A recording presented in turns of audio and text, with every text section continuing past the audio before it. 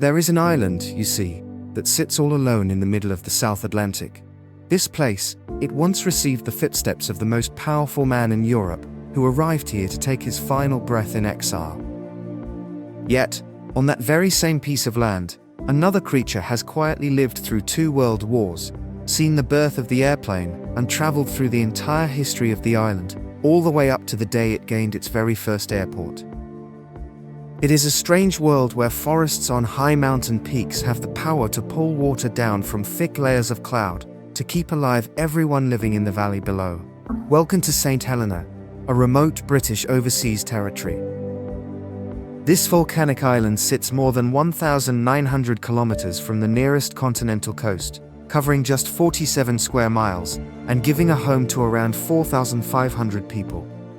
Before 2016, this place was cut off completely from the world of aviation. Every link to modern society rested on a royal ship called the Royal Mail Ship St. Helena, which reached the port only once every 3 to 5 weeks. Journeys leaving or arriving on the island back then were shaped entirely by the ship's horn and the ocean waves.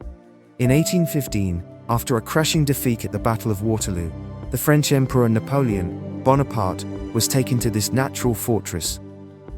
The British knew that this was the only place where no army could ever come to rescue him. And so, Napoleon was left to sit with his loneliness at Longwood House. Jonathan the tortoise was already living on the island long before, and remains there in 2026. The island government confirms that this oldest living land animal on the planet is still in perfect health at the Plantation House mansion. That contrast opens up a big question. What makes the same remote island a prison that holds an emperor captive, and yet the beloved homeland of the saints?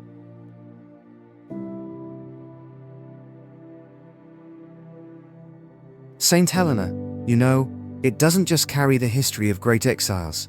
Up at Diana's Peak, the cloud forests, they hide native species that can't be found anywhere else on Earth. Deep in the oceans around the island, groups of huge whale sharks still return each season, like a fixed appointment, you see. And beyond that, Rupert's Valley still quietly holds the most painful physical remains of the transatlantic slave trade. From the nameless graves of thousands of people of color, to a simple plate of plow rice in a small kitchen, every detail tells a different story about existence. The fate of St. Helena, it was decided 14 million years ago by violent underwater eruptions. Burning lava tore through the freezing ocean water, slowly cooled, and formed a huge mass of rock in the middle of the sea. Covering about 122 square kilometers, this island, it looks like a solid fortress in the open sea. The island's whole coastline is made of sheer cliffs, rising 200 to 600 meters high, dropping straight down into the wild Atlantic. There are no long sandy beaches and no calm days. The island has very few natural landing spots where boats can safely come ashore. Seen from far away, the island looks like a bare black rock, surrounded by rough waves and strong stone walls. But that, my friends, is only an outer shell that fools the eyes of passing visitors.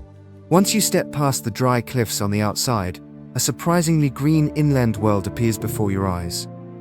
It's a system of deep valleys, gently rolling flax fields, winding mountain roads, and Diana's Peak, wrapped in mist all year round.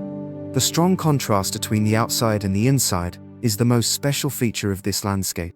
The cloud forest at the central peaks, it's not just a pretty view to admire, oh no. The British Royal Society for the Protection of Birds, the RSPB, describes this forest as a giant natural machine that catches water from the clouds.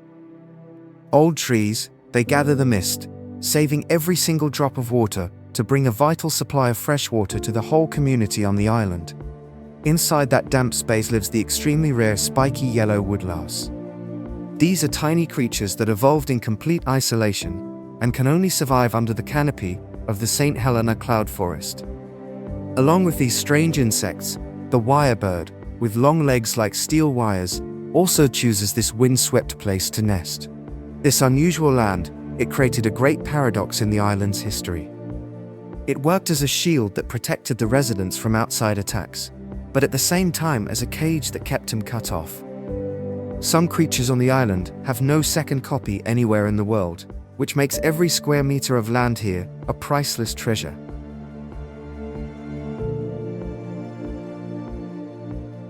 Once you pass through the sheer cliffs of the island, you arrive at Jamestown, the capital and the only town on St. Helena.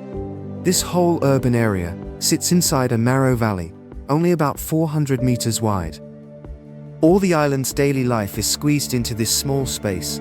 The town has just one long main street, a small port, a hospital, a high school, a radio station and a newspaper office. The tight space makes life here close and personal, a place where almost no one is a complete stranger to anyone else. The most striking feature of the town is Jacob's Ladder, a structure with 699 steep stone steps.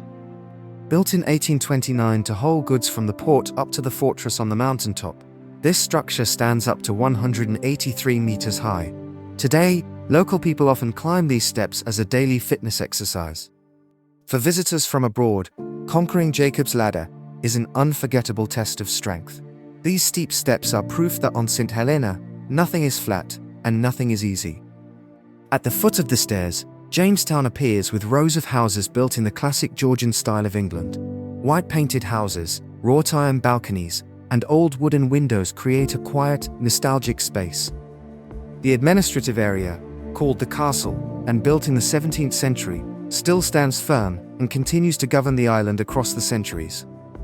Right above the Jamestown Valley is the Half-Tree Hollow neighborhood, where the homes of the saints cling tightly to the steep hillsides. Seen from far away, they look like bird nests hanging in mid-air. Watching over this whole narrow town is High Knoll Fort, a huge military fortress set on a high mountain peak. This structure looks like a fortress inside a larger fortress, controlling every path up from the valley. The buildings in Jamestown do not only hold historical value, they also show how people adapt to a limited living space. The saints learned how to build their lives on steep ground and face strong winds off the ocean. Every family light shining from the hillside each night is proof of their lasting spirit. Even walking, it's become part of the island's culture, you know?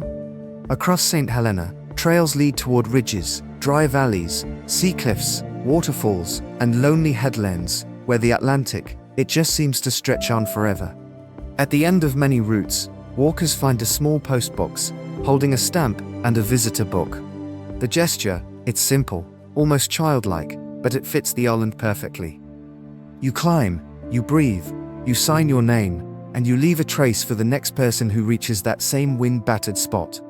These walks, they teach a quiet lesson about St. Helena. The island, it does not reveal itself quickly.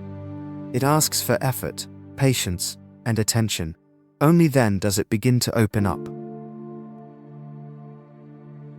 The history of St. Helena began in 1502, when Portuguese sailors accidentally found the island in the middle of the ocean.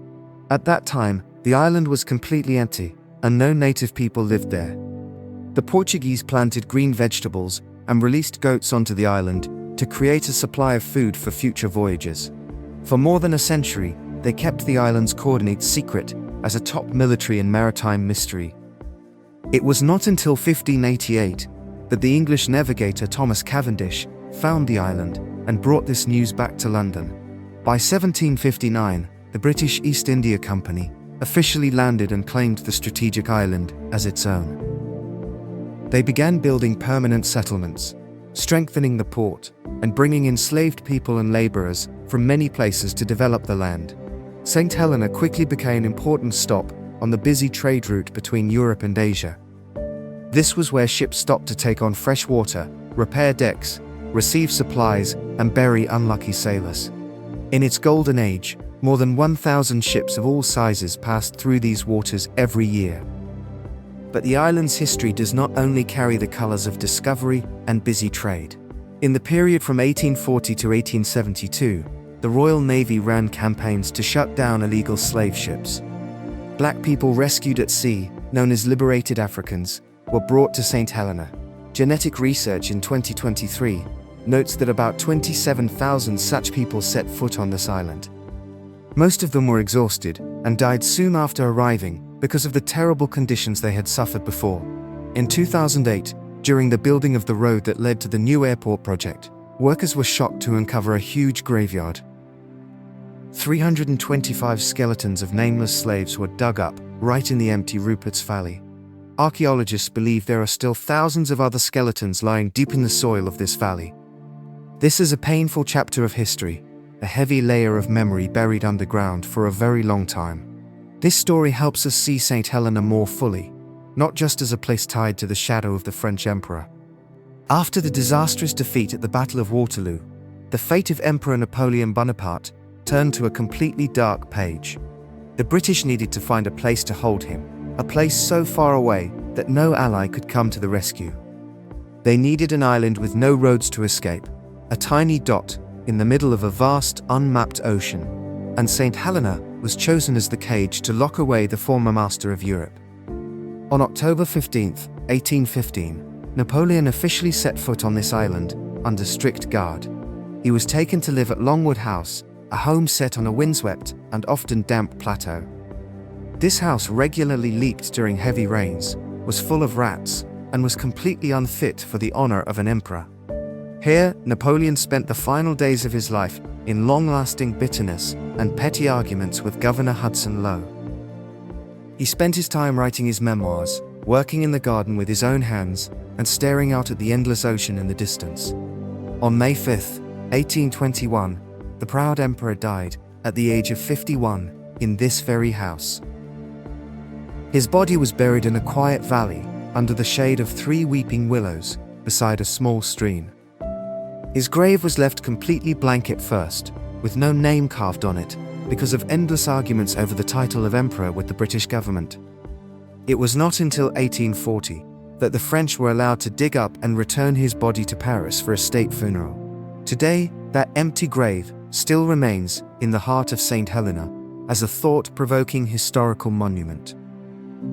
It shows that Napoleon was not locked behind iron bars, but imprisoned by distance itself. Where Napoleon saw a damp and humiliating hell, the saints see a piece of their homeland's own flesh and blood. His presence even accidentally helped lift up a famous local product, St. Helena coffee. This coffee variety, which came from Yemen and was brought to the island in the 18th century, was highly praised by Napoleon before his death. It was the praise of the exiled emperor that helped the fame of these coffee beans travel far across the world.